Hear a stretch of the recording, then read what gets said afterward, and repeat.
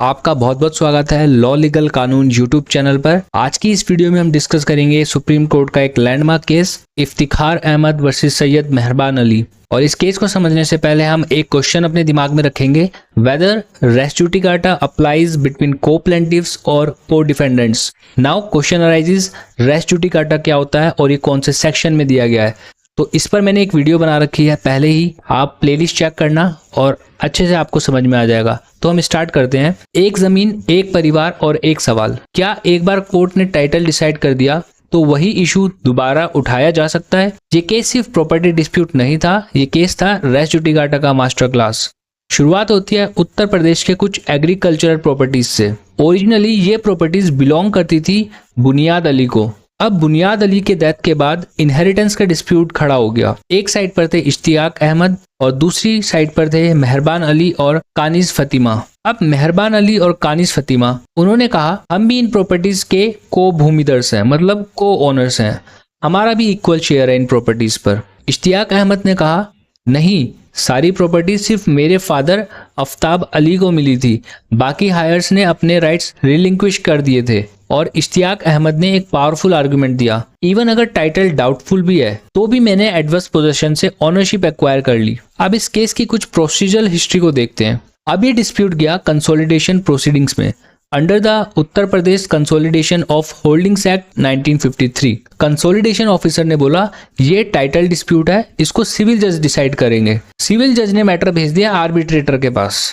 तो ये केस में 2 आर्बिट्रेटर अपॉइंट हुए थे, हम एक एक करके डिस्कस करेंगे। तो जब केस गया फर्स्ट आर्बिट्रेटर के पास, पहले आर्बिट्रेटर ने डिसीजन दिया मेहरबान अली और कानिज फतिमा का कोई टाइटल नहीं है। और आर्बिट्रेटर ने हैवीली रिलाई किया एक पुराने इलाहाबाद हाई कोर्ट जजमेंट पर। उसने बोला वो अर्लियर जजमेंट पार्टीज के बीच रेस जुडिकाटा है। मैटर गया सिविल जज मेरठ के पास। सिविल जज ने कहा आर्बिट्रेटर गलत है, पुराना high court judgement res judicata नहीं बनता। रिजल्ट क्या हुआ, जो फर्स्ट आर्बिट्रेटर का अवार्ड था उसको सेट असाइड कर दिया और matter remitted for fresh arbitration, मतलब पहले वाले आर्बिट्रेशन अवार्ड को खत्म कर दिया और दोबारा से सेकंड आर्बिट्रेटर के पास केस को भेज दिया। सेकंड आर्बिट्रेटर थे बीपी गुप्ता। उन्होंने एविडेंस देखा, ओरल एविडेंस, डॉक्यूमेंट्री एविडेंस और कंक्लूड किया पार्टीज को भूमिदर्श हैं, मतलब मेहरबान अली और कानिज फतिमा को शेयर मिल गया। इश्तियाक अहमद खुश नहीं थे, अपील डाल दी उन्होंने जिला जज के पास, डिस्ट्रिक्ट जज के पास। और डिस्ट्रिक्ट जज ने बोला सेकंड आर्बिट्रेटर ने लॉ गलत अप्लाई किया है, पुराना high court judgment actually res judicata था। तो इसका रिजल्ट क्या हुआ, सेकंड आर्बिट्रेटर के अवार्ड को सेट असाइड कर दिया दोबारा। अब ये मैटर चला गया हाई कोर्ट के पास रिवीजन में। अब रिस्पोंडेंट्स गए Allahabad high court. High court ने डिस्ट्रिक्ट जज का डिसीजन रिवर्स कर दिया और सेकंड आर्बिट्रेटर का अवार्ड रिस्टोर कर दिया। अब मैटर फाइनली पहुंच गया सुप्रीम कोर्ट, और सुप्रीम कोर्ट भी पहुंचा बाय स्पेशल लीव, जहां पर सुप्रीम कोर्ट को आंसर करना था एक क्रिटिकल प्रोसीजरल क्वेश्चन का। और सुप्रीम कोर्ट के पास 3 लीगल इश्यूज थे। पहला लीगल इशू, क्या पुराना Allahabad high court judgment parties के बीच रेस जुडिकाटा ऑपरेट करता था? दूसरा इशू, अगर आर्बिट्रेटर ने रेस जुडिकाटा को इग्नोर किया है तो क्या वो error of law apparent on the face of award होगा? और तीसरा इशू, क्या आर्बिट्रेशन एक्ट का सेक्शन 30 अप्लाई होगा कंसोलिडेशन आर्बिट्रेशन प्रोसीडिंग्स में भी? अब हम देखते हैं दोनों साइड के आर्गुमेंट्स को। सबसे पहले हम देखते हैं अपीलेंट्स के आर्गुमेंट्स, और अपीलेंट थे इश्तियाक अहमद के लीगल रिप्रेजेंटेटिव्स।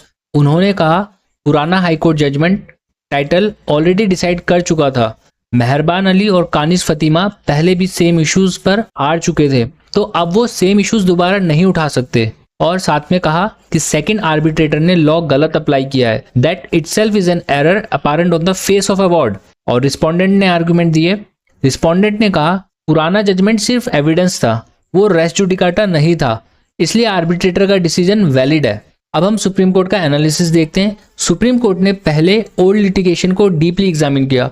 पुराने सूट में इशू था क्या मेहरबान अली और कानिज फतिमा का प्रॉपर्टी में शेयर है? कोर्ट ने उस टाइम होल्ड किया था नहीं, प्रॉपर्टी एक्सक्लूसिवली मतलब उन निस्सा की थी, और याद रखना मतलब उन निस्सा थी इश्तियाक अहमद की माताजी। कोर्ट का ऑब्जर्वेशन देखते हैं। सुप्रीम कोर्ट ने कहा अर्लियर सूट में एक्चुअल कॉन्फ्लिक्ट था को प्लेंटिफ्स के बीच, और रिलीफ डिसाइड करने के लिए कोर्ट को टाइटल डिसाइड करना जरूरी था, इसलिए अर्लियर फाइंडिंग फाइनल हो गई। सुप्रीम कोर्ट ने इंपॉर्टेंट रूल ले डाउन किया, res judicata can apply even between co plaintiffs और को डिफेंडेंट्स। अगर 3 कंडीशन सेटिस्फाई होती हैं, ये इंपॉर्टेंट है, इसको थोड़ा ध्यान से समझना। पहली कंडीशन, पार्टीज के बीच एक्चुअल कॉन्फ्लिक्ट हो। दूसरी कंडीशन, रिलीफ डिसाइड करने के लिए इशू डिसाइड करना नेसेसरी हो। और तीसरी कंडीशन, कोर्ट ने एक्चुअली इशू डिसाइड कर रखा हो। अनदर इंपॉर्टेंट प्रिंसिपल था कि अगर कोई आर्बिट्रेटर अवार्ड में इनकरेक्ट प्रोपोजिशन ऑफ लॉ लिखता है, then award can be set aside under section 30 of arbitration act, क्योंकि वो error of law apparent on the face of record बन जाता है। सो कोर्ट ने एक ब्रॉडर फिलॉसफी भी एक्सप्लेन की। कोर्ट ने कहा रेस जुडिकाटा का पर्पस टेक्निकलिटी नहीं है, it's purpose is finality in litigation, endless dispute को स्टॉप करना, पार्टीज को सेम इशू रिपीटेडली लिटिगेट करने से रोकना। कोर्ट ने एक फेमस लाइन कोट की, law does not allow parties to blow hot and cold at the same time. इसका मतलब आपने पहले एक पोजीशन ली और बाद में आपने उस पोजीशन के अपोजिट स्टैंड, आप ऐसा नहीं कर सकते। So in this particular case supreme court held earlier high court judgement res judicata था। सेकंड, आर्बिट्रेटर ने लॉ रॉन्गली अप्लाई किया, डिस्ट्रिक्ट जज सही था, हाई कोर्ट गलत था। फाइनली सुप्रीम कोर्ट ने हाई कोर्ट का ऑर्डर सेट असाइड कर दिया और इंटरेस्टिंगली कोर्ट ने मैटर दोबारा आर्बिट्रेटर को भेजने के बजाय डायरेक्टली फर्स्ट आर्बिट्रेटर का अवार्ड रिस्टोर कर दिया, क्योंकि कोर्ट ने कहा अब रिमांड करना एम्प्टी फॉर्मेलिटी होगा। सो एक लाइन में अगर मैं समझाऊं तो अगर इशू पहले नेसेसरी था, एक्चुअली डिसाइड हुआ था और पार्टीज के बीच कॉन्फ्लिक्ट भी था, तो रेस जुडिकाटा लगेगा। So that's all for today's video. I hope you like the video and stay connected for more such information. Thank you so much.